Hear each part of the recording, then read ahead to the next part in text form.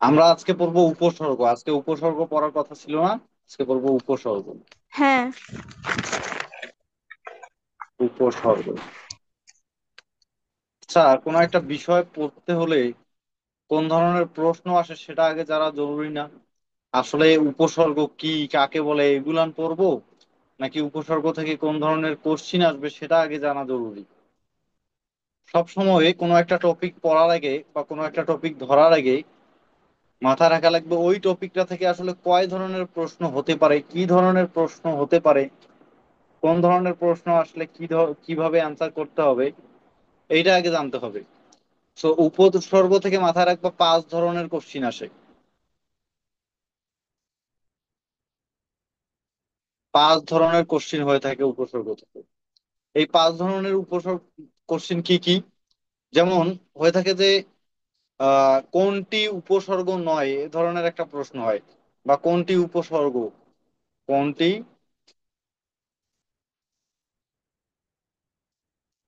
উপসর্গ নয়, এই ধরনের প্রশ্ন দেখবা বরাবর আসে, যে কোনটি উপসর্গ নয়। যেমন এখানে থাকতে পারে যে আম, ক নাম্বার অপশনে আম। খ নাম্বার অপশনে ধরো দিলাম অভি। গ নাম্বারে দিলাম অনু। ঘ নাম্বারে দিলাম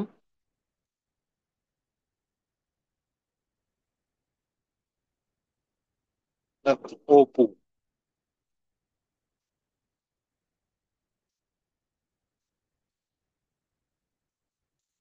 কোনটি উপসর্গ নয়? হ্যাঁ দেখো, আ, অভি, অনু, অপু, মানে বলতে পারবা কোনটি উপসর্গ নয়?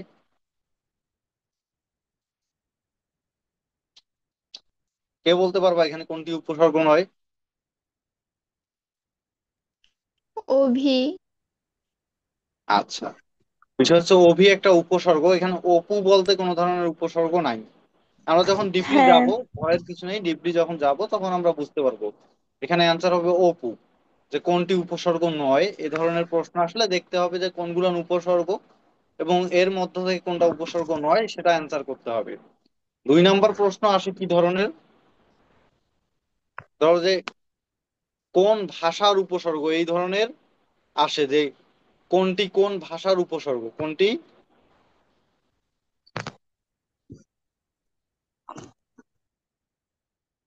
কোন ভাষার উপসর্গ। যেমন কি, যেমন একটা মানে ওয়ার্ড দেওয়া থাকে যা বা বলা হয় নিচের কোনটি বাংলা উপসর্গ, বা নিচের কোনটি তৎসম উপসর্গ, বা নিচের কোনটি বিদেশি উপসর্গ, নিচের কোনটি ফার্সি উপসর্গ, নিচের কোনটি ইংরেজি উপসর্গ। এই যে এই ধরনের প্রশ্ন হতে পারে যে কোনটি কোন ভাষার উপসর্গ, কোন ভাষার উপসর্গ আসলে এই ধরনের কথা আসতে পারে। এবং 3 নাম্বার কথা হচ্ছে আসে এরকম যে নিচের কোনটি উপসর্গ যুক্ত শব্দ, নিচের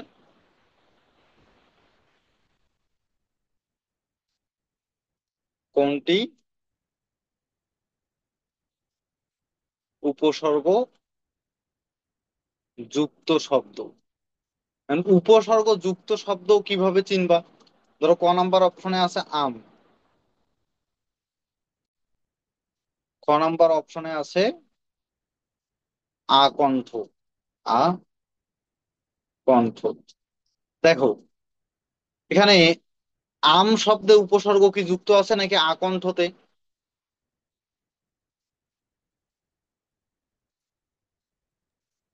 আকণ্ঠতে। কণ্ঠ দিয়ে। আকণ্ঠতে কিভাবে? আকণ্ঠতে মাথায় রাখবা যে উপসর্গটা বাদ দিয়ে যদি কোনো শব্দ সেটা যদি অর্থ থাকে তাহলে তার সঙ্গে উপযুক্ত উপসর্গ যুক্ত আছে। দেখো তো, আম থেকে আ বাদ দিয়ে শুধু ম দিলাম, ম এর কোনো অর্থ আছে? না। অর্থ নাই। তার মানে ম এর অর্থ নাই, তার মানে এই আ কোনো উপসর্গ নয়। কিন্তু আ কণ্ঠ, যদি আ বাদ দিয়ে কণ্ঠটা থাকে, কণ্ঠ একটা অর্থ দেয়, সুতরাং এইটা হচ্ছে উপসর্গ। তার মানে তিন ধরনের কোশ্চিন আমরা পাইলাম। 4 নাম্বার এরকম থাকতে পারে যে একটা উপসর্গ দিল, দিয়ে বলতে পারে যে এটি কোন অর্থ প্রকাশ করতেছে, যে শব্দের উপসর্গটি কোন অর্থ প্রকাশ করতেছে, কোন অর্থ প্রকাশ করে।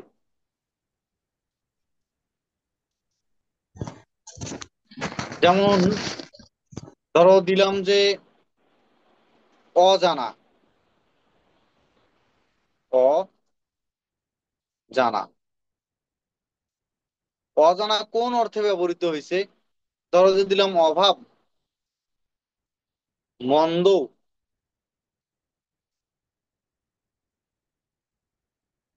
নেতিবাচক।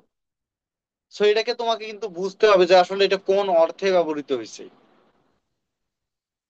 অজানা, জানার অভাব, সো এটা অভাব অর্থে ব্যবহৃত হয়েছে না?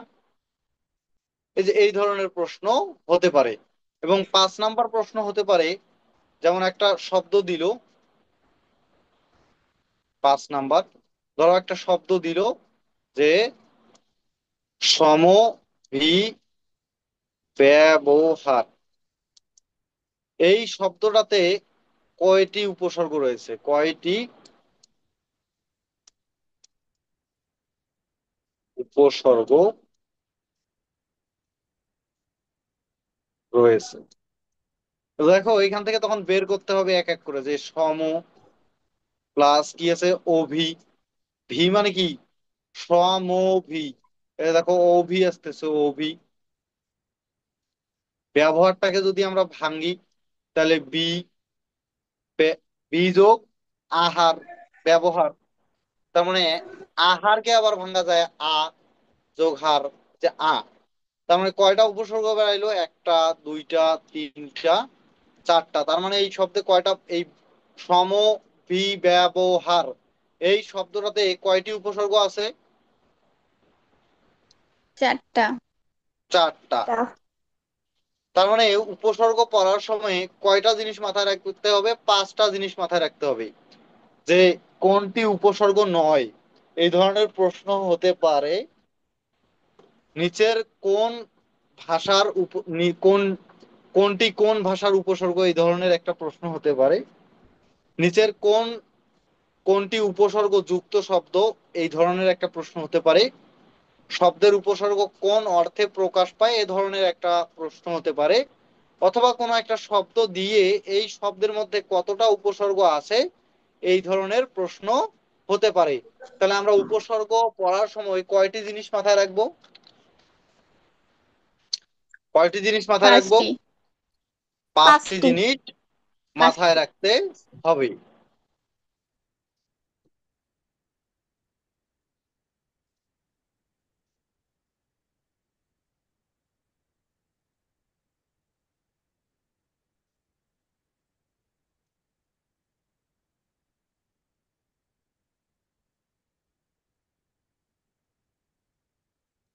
এখন আসি যে উপসর্গ কি। উপসর্গ কি? কি? কেউ বলতে পারবা উপসর্গ কি? বা উপসর্গ যে পড়বো, উপসর্গটা কি এটা জানতে হবে না?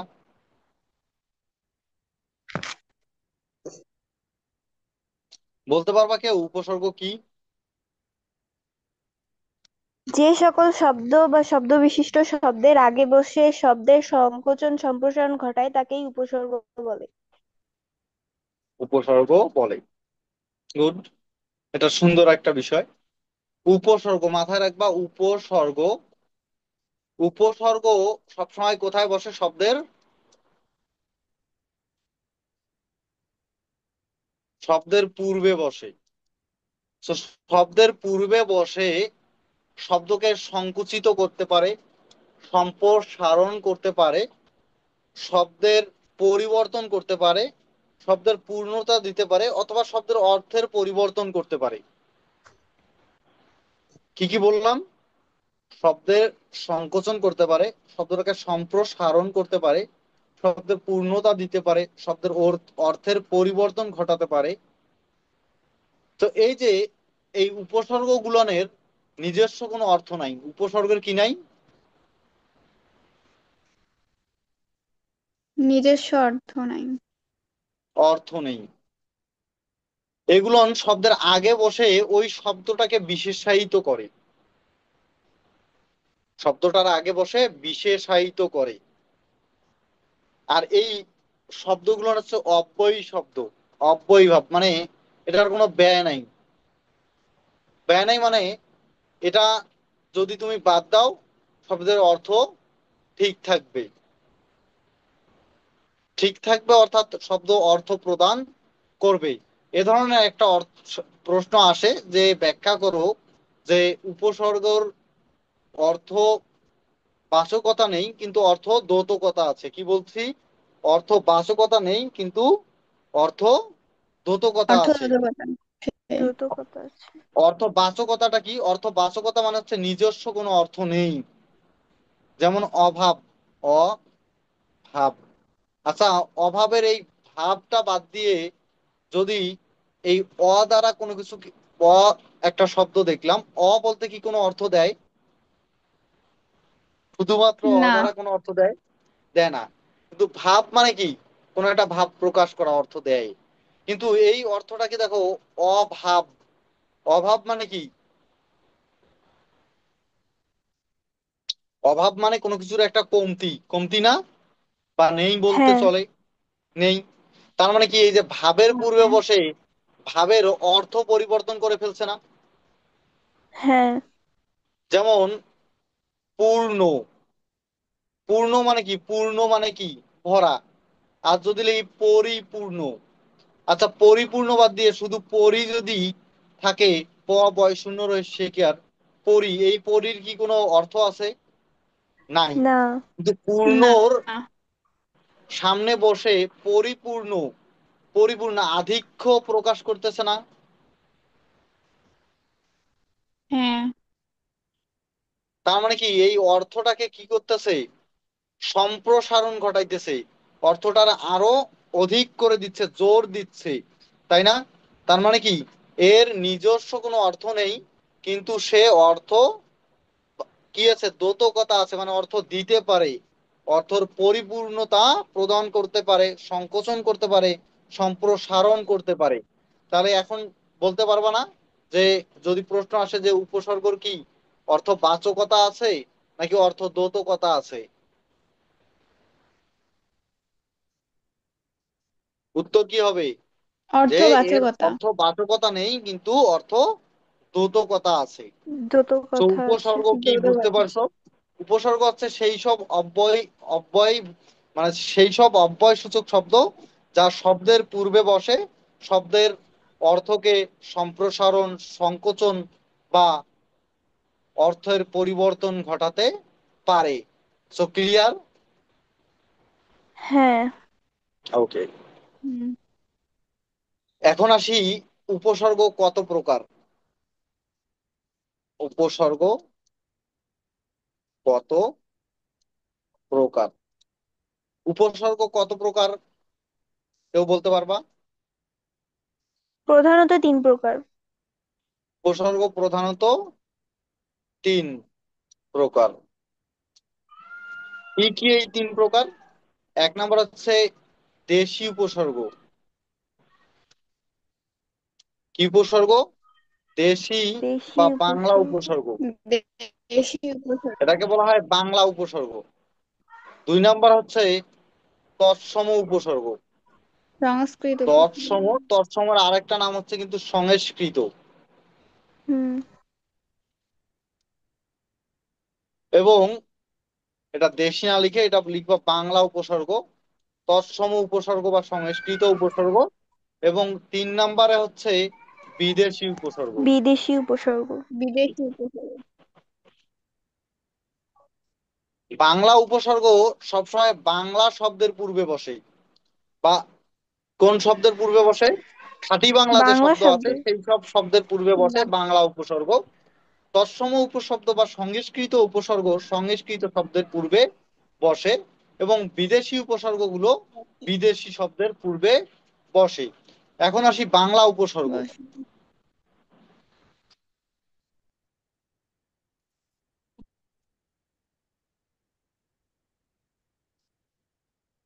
তোমরা এগুলো লিখে নাও না? হ্যাঁ, লিখে নেই। মাথায় রাখবা বাংলা উপসর্গ হচ্ছে 21টি। কতটি? 21টি। 21টি। 21টি। এই 21টি একদম মানে ঠোঁটস্থ করতে হবে। অ ঘা অজনা, আ আর আন আব, আ আর ইতি আ, উন কদকু আ, নি পাতি বিভর রাম শশা সুহা। দেখো, অ ঘা অজ অনা, আ আর আন আব, ইতি উন কদকু নি পাতি বিভর রাম শশা সুহা। একদম এভাবে ঠোঁটস্থ করবা, যেন এটা আর ভুল না হয়। এটা এভাবে মুখস্থ করবা। তার মানে বাংলা উপসর্গ কতটা? বাংলা উপসর্গ হচ্ছে 21টি। অ আঘা অজ অনা, আ আর আন আপ, ইতিউন কদকু নিপাতি বিভর রাম শশা সুহা। তারপর আসি তৎসম উপসর্গ। তৎসম উপসর্গ মনে রাখবা, তৎসম উপসর্গ হচ্ছে 20টি। তৎসম উপসর্গ কতটি? 20টি। 20টি। 20টি। তৎসম উপসর্গ হচ্ছে 20টি। এই তৎসম উপসর্গটা আমি যেভাবে সাজায় লিখি এইভাবে লিখবা। প্র প্রতি পরা পরি। তৎসম উপসর্গ গুলান কতটা? 20টা। কি কি? প্র প্রতি পরা পরি, প্র প্রতি পরা পরি, অভি অতি অপি অনু, অভি অতি অপি অনু, অধি অপ আ অর, অধি অপ আ অর, সুসম দূরবিনী, উপনির উত, উপনির উত। এইগুলো হচ্ছে কোন উপসর্গ? এইগুলো হচ্ছে তৎসম উপসর্গ। আর দেখো, তৎসম উপসর্গ। এগুলো মুখস্থ করবা নিজের মতো করে, এইভাবেই মুখস্থ করতে হবে, ব্যাপারটা তেমন না। আমি এভাবে সাজাইছি কেন? যাতে এক সিরিয়ালে যদি সাজানো হয় তাহলে এটা আমার কাছে সহজ মনে হয়েছে বিধায় এভাবে করছি। তুমি তোমার মতো করে মুখস্থ করলেই হবে। প্র প্রতি পরা পরি, অভি অতি অপি অনু, অধি অপ আ আর, সুসম দূরবিনী, উপ নির উত। পৃষ্ঠা আছে। আর বাংলা উপসর্গ কয়টা? বাংলা উপসর্গ হচ্ছে 21টি এবং তৎসম উপসর্গ হচ্ছে 20টি। 20টি। এই 20টি এবং 21টির মধ্যে একটা কমন উপসর্গ আছে 4টি। কমন উপসর্গ 4টা। কি কি? দেখো, এখানেও আ আছে, ওখানেও আ আছে, এখানেও বি আছে, ওখানেও বি আছে, এখানেও নি আছে, ওখানেও নি আছে, এখানেও সু আছে, ওখানেও সু আছে। এই 4টা কমন হচ্ছে আ সু বি নি। আশুবিনী। তার মানে 4টা উপসর্গ হচ্ছে কমন। 4টা উপসর্গ বাংলা এবং তৎসম উভয় জায়গায় রয়েছে। 4টা উপসর্গ কোথায় কোথায় আছে? বাংলা এবং বাংলা উপসর্গ এবং তৎসম উপসর্গ। তৎসম উপসর্গ। এই 4টা উপসর্গ হচ্ছে কমন। কি কি? আশু আশুবিনি। বিনি। এখন বুঝবা বিনি। কেমনে যে এই আশু বিনি, এই 4টা উপসর্গ কখন বাংলা উপসর্গ আর কখন তৎসম উপসর্গ চিনবা কিভাবে? মাথায় রাখবা, যদি বাংলা শব্দের সঙ্গে পাও তখন সেটা হচ্ছে বাংলা উপসর্গ। কোথায় পাও? যদি বাংলা উপসর্গের সঙ্গে পাও তাহলে সেটা বাংলা শব্দের সঙ্গে পাও তাহলে সেটা হচ্ছে বাংলা উপসর্গ, এবং যদি তৎসম শব্দের সঙ্গে পাও তাহলে সেগুলো হচ্ছে তৎসম উপসর্গ। এখন বাংলা এবং তৎসম শব্দ চিনবা কিভাবে? আমরা যখন শব্দ পড়বো তখন সেটা ইন ডিটেলস পড়াবো। যখন আমরা শব্দ পড়বো তখন আমরা সেটা ইন ডিটেলস পড়বো। এখন আপাতত এমনিতে উদাহরণ দিই আমি। যেমন আকাশ। দেখো, কাশ। কাশ হচ্ছে একটা বাংলা শব্দ। এই কাশের পূর্বে বসছে আ, আকাশ। তাহলে কাশের পূর্বে আ বসছে, এই কারণে এই আ হচ্ছে কোন উপসর্গ? বাংলা উপসর্গ। বাংলা আবার উপসর্গ। ধরো যে আকণ্ঠ। কণ্ঠ, আকণ্ঠ। সাধারণত কণ্ঠ হচ্ছে মূর্ধন্য প্লাস ঠ। আর এই মূর্ধন্য থাকলে সাধারণত সেই শব্দটা হয় তৎসম। তৎসম শব্দ। এই তার মানে কণ্ঠ শব্দটা হচ্ছে তৎসম শব্দ।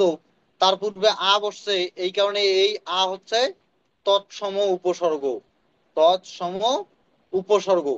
তাহলে কোনটা বাংলা উপসর্গ, কখন বাংলা উপসর্গ হবে, কখন তৎসম উপসর্গ হবে, কথাটা ক্লিয়ার হয়েছে, বুঝতে পারছো? যেমন নজর, হ্যাঁ। নজর হচ্ছে বাংলা শব্দ। এই নজরের পূর্বে যদি সু বসায়, সুনজর, এই শব্দটা হচ্ছে বাংলা উপসর্গ। বাংলা উপসর্গ। আর যদি তীক্ষ্ণ, ধরো তীক্ষ্ণ, কি বলছি, তীক্ষ্ণ, এই যে ক প্লাস মূর্ধন্য স, মূর্ধন্য স থাকলে সাধারণত সেই শব্দটা হয় মূর্ধন্য স। সহজ কথা হচ্ছে এই যুতক্ষ যদি থাকে সেই শব্দটা হচ্ছে তৎসম, তৎসম তৎসম উপসর্গ। শব্দ। তার পূর্বে যদি বসাই সুতীক্ষ্ণ, তার মানে এই যে তৎসম শব্দের পূর্বে বসছে সু, এই কারণে হচ্ছে এটা তৎসম তৎসম উপসর্গ। উপসর্গ। তো কখন তৎসম হবে, কখন বাংলা হবে, তো এইগুলো বুঝতে হবে কি কিভাবে। যদি তৎসম শব্দের পূর্বে বসে তাহলে সেটা হচ্ছে তৎসম উপসর্গ, যদি বাংলা শব্দের পূর্বে বসে তাহলে সেটা হচ্ছে বাংলা উপসর্গ। তো আশা করি আশু বিনি এই চারটা কখন তৎসম হবে এবং কখন বাংলা হবে তোমরা সবাই ক্লিয়ার। এখন তাহলে বাকি থাকলো কি কি, বাকি থাকলো বিদেশি উপসর্গ। কোন উপসর্গ? বিদেশি উপসর্গ। এই বিদেশি উপসর্গের মধ্যে আবার কয়েক ধরনের উপসর্গ আছে, কয়েক ভাষার উপসর্গ আছে। এই কয়েক ভাষার উপসর্গ কি কি? একটা হচ্ছে ইংরেজি উপসর্গ, ইংরেজি উপসর্গ রয়েছে। এছাড়াও রয়েছে ফার্সি উপসর্গ। কি উপসর্গ? ফার্সি উপসর্গ। ফার্সি উপসর্গ। ফার্সি উপসর্গ। আরবি উপসর্গ। আরবি উপসর্গ। আর হিন্দি উপসর্গ। ফার্সি, হিন্দি উপসর্গ। আরবি, হিন্দি এবং উর্দু হিন্দি। উপসর্গ। হিন্দি এবং এর সঙ্গে হচ্ছে উর্দু। এই চার ধরনের উপসর্গ সাধারণত বাংলা শব্দে ব্যবহৃত হয়। তো এখন আমরা দেখি বিদেশি। আরবি উপসর্গ গুলা। কোন উপসর্গ দেখবো? আরবি। আরবি উপসর্গ। আরবি উপসর্গ। এই আরবি উপসর্গ সংখ্যায় অনেক কম। আরবি উপসর্গ গুলো মনে রাখবা এভাবে যে আরবি, গড় খায়ের বাজে আম খাস না, মানে গড়, গড় একটা ব্যক্তির নাম। গড় খা, গড় খা হচ্ছে একটা ব্যক্তির নাম। এই গড় খায়ের, গড় খায়ের বাজে আম, বাজে আম, গড় খায়ের বাজে আম খাসলা, নাটা মনে রাখবা লা দিয়ে। অথবা যদি তোমার সহজ হয় এই ছন্দ বাদ দিয়ে সরাসরি মনে রাখবা যে আম আম খাস খাস লাগর লাগর, বাজে। আম খাস, আম লাগর বাজে। খাস লাগর। এখন ফার্সি উপসর্গ গুলো পড়ি আমরা এখন। ফার্সি, এই ফার্সি উপসর্গ গুলো ছন্দ দিয়ে মনে রাখা সহজ। কিরকম ছন্দ দিয়ে মনে রাখা সহজ? সহজ, ফার্সি উপসর্গ গুলো হচ্ছে বর বদ কম না, কি বলছি, বর বদ কম না, বেব নিমফি, বর বদ কম না, বেবর নিমফি। সো এটা মনে রাখবা কিভাবে? মনে রাখবা এভাবে যে নতুন জামাই বিয়ে করছে, বিয়ে করে শ্বশুর বাড়ি গেছে, কিন্তু কোনো কিছু নিয়ে যায় নাই। তো সাধারণত নতুন শ্বশুর বাড়ি যাবে কিছু তো নিয়ে যাবে, তাই না? তো সবাই বলা শুরু করছে যে কি বর বদ কম না, বর বদ কম না, বর বদ কম না। এই কথা শোনার পরে নতুন বউ তো লজ্জা পাইছে, বর তো হারকিপটা। তো এই বদ তো, বর হচ্ছে কি বর বদ কম না। তো বউয়ের যে ভাই, সে ভাইয়ের নাম হলো বেব। কি নাম? বেব। বউ বেব। তার ছোট ভাই বেবকে বলল লোকজন আসছে কিছু তো আনতে হবে। তো পাশের দোকানে নিম, আমাদের এই যে নিমকি বলে না, এই নিমকি গুলো অনেক সুস্বাদু হয়। তো বেবকে বলছে যে নিমফি দরকার। কি দরকার? নিমফি দরকার, যা নিমফি নিয়ে আয়, নিমফি দরকার। সো মনে রাখবা এভাবে, বর বদ কম না, বেব নিমফি দরকার। এগুলো হচ্ছে কোন উপসর্গ? ফার্সি উপসর্গ। এবং এই উপসর্গগুলো যে শব্দের পূর্বে বসবে সেই শব্দগুলো আমরা কোন শব্দ হিসেবে চিনবো? সেই শব্দগুলো ফার্সি আমরা শব্দ ফার্সি শব্দ হিসেবে চিনবো। তো ফার্সি উপসর্গগুলো মনে থাকবে থাকবে। হ্যাঁ। কি কি? বর, বদ, কমনা, বেব, নিমফি, দরকার। তাহলে আমরা বাংলা উপসর্গ পড়লাম এখন পর্যন্ত কতটি? 21টি। কি কি পড়ছি? অ, অঘা, অজ, অনু, অ, অঘা, অজ, অনা। অনা, আ আর আন, আব, ইতি, উন, কদ, কু, নি, পাতি, বিভর, রাম, শ, সা, সু, হা। এবং ফার্সি আমরা তৎসম উপসর্গগুলো কি কি পড়ছি? প্র, প্রতি, প্র, প্রতি, পরা, পরি, প্র, প্রতি, পরা, পরি, অভি, অতি, অপি, অনু। কি? অভি, অতি, অপি, অনু, অধি, অপ, আ আর, অধি, অপ, আ আর, সুসম, দূরবিনী, উপ, নির, উত। এবং এরপরে আমরা বললাম আরবি উপসর্গ। আরবি উপসর্গগুলো কি কি? আমখার, লাগর, বাজে, আম বাজে। খাস লাগর, বাজে, আম খাস বাজে। লাগর, বাজে। তারপর কি বাজে। বললাম? ফার্সি বর, বদ, কমনা, নিমফি, দরকার। এরপরে হচ্ছে ইংরেজি উপসর্গ।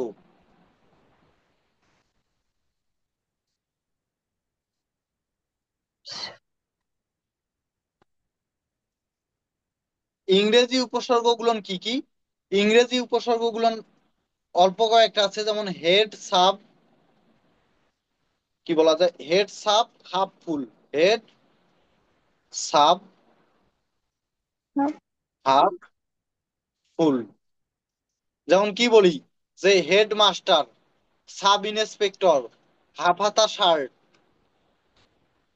হেড হাফ, সাব ফুল।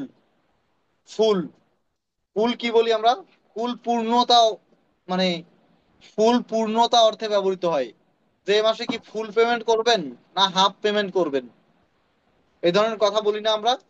আর একটা আছে হিন্দি, হিন্দি বা কি, হিন্দি বা উর্দু। উর্দু। হিন্দি বা উর্দু উপসর্গ একটাই, এটা হচ্ছে হর।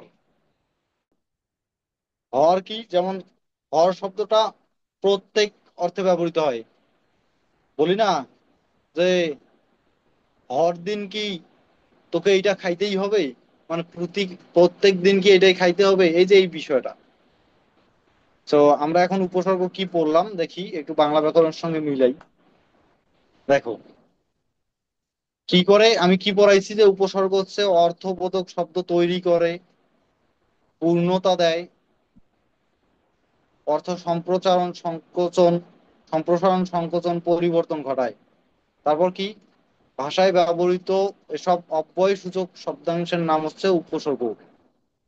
এগুলো তোমরা পড়ে নিবা, এখানে কিছুই নাই তেমন। বাংলা ভাষায় 3টি উপসর্গ রয়েছে, একটা বাংলা তৎসম, আর একটা হচ্ছে বিদেশি উপসর্গ। বাংলা উপসর্গ হচ্ছে কতটি? 21টি। অ, অঘা, অজ, অনা, আ আর আন, আব, ইতি, উন, কদকু, নিপাতি, বিভর, রাম, শশা, সুহা। দেখো এখন এগুলো কিভাবে ব্যবহৃত হয়, এগুলো আমরা অর্থের জন্য আরেকটা ক্লাস করব, সমস্যা নাই। তবে দেখবা অ, অ কখনো নিন্দিত অর্থে ব্যবহৃত হয়, কখনো অভাব অর্থে ব্যবহৃত হয়, কখনো ক্রমাগত অর্থে ব্যবহৃত হয়। এটা তোমরা কিভাবে বুঝবে? এটা কমন সেন্স থেকে বুঝতে হবে। যেমন অকেজো বা অসেনা বা অপয়া। আচ্ছা, অচেনা, অজানা, এগুলা কখনো অভাব অর্থে ব্যবহৃত হয়, কখনো নিন্দিত অর্থে ব্যবহৃত হয়। এটা তোমাকে অপশনের মধ্যে দেখে দাগাইতে হবে। যেমন অচেনা, নয় চেনা, নয় অর্থ হয় না, হ্যাঁ। এখানে নয় অর্থক লেখাই নাই, কিন্তু অপশনে আছে নয় অর্থক। এগুলো নাই অভাব অর্থে। তো তখন তোমাকে নয় অর্থে দাগাইতে হবে না, মানে নেতিবাচক অর্থে। হ্যাঁ। সো এগুলো আমরা পড়বো ধীরে ধীরে। দেখো যেমন ক্রমাগত কি? অঝরে, অঝর বৃষ্টি। এই যে অঝর মানে কি? ক্রমাগত বৃষ্টি হচ্ছে, এটাকে অঝর বৃষ্টি বলায়। যেমন অঘা মানে হচ্ছে বোকা, অঘারাম মানে হচ্ছে বোকারাম। তার মানে আবার রাম, রাম অর্থ কি? রাম অর্থ কিন্তু বড়। যেমন বলে না রাম ছাগল। আবার কি পাতি হাঁস। পাতি হাঁস, হাঁস মানে ওই যে স্বাভাবিক হাঁসটা। আবার পাতি অর্থ কি? পাতি অর্থ ছোট। ছোট। ছোট অর্থে ব্যবহৃত হয়। সো এটা বিভিন্ন অর্থে ব্যবহৃত হয়, অর্থগুলো জাস্ট একবার দেখে নিবা তোমরা। তারপর আমি অর্থ কিভাবে কি বের করতে হয় এগুলো আমি পড়াবো। তারপর দেখো তৎসম উপসর্গ দেখো। তৎসম উপসর্গ কয়টা পড়াইলাম? তৎসম উপসর্গ হচ্ছে 20টি। যেভাবে সাজাই দিছি এভাবে সাজায় পড়বা। বাংলা এবং তৎসম শব্দের মধ্যে 4টি কমন উপসর্গ আছে। আশু, বিনি। তারপর কি আছে? তারপর আমরা পড়লাম হচ্ছে বিদেশি উপসর্গ পড়ছি। যেমন ফার্সি উপসর্গটা কি বলছি? বর, বদ, কমনা, নিম, বেব, নিমফি, দরকার। এটা ওইভাবে পড়ে নিবা। অর্থ আমরা পরে পড়বো, অর্থগুলো দেখে নিবা। আরবি উপসর্গ কি? আম খাস, লাগর। আম খাস, লাগর।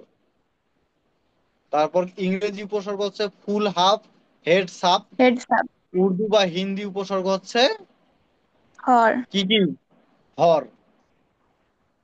তো আশা করি উপসর্গ মোটামুটি ভাবে ক্লিয়ার। এখন আমরা উপসর্গ বের করা শিখবো। মানে একটা শব্দে কয়টা উপসর্গ আছে এগুলো বের করা শিখবো। এবং একই সঙ্গে কোন অর্থ দিচ্ছে, কোন অর্থ প্রকাশ করছে, এগুলো আমরা পরবর্তী ক্লাসে শিখবো। ঠিক আছে, আজকে এই উপসর্গের ক্লাস এখানেই শেষ।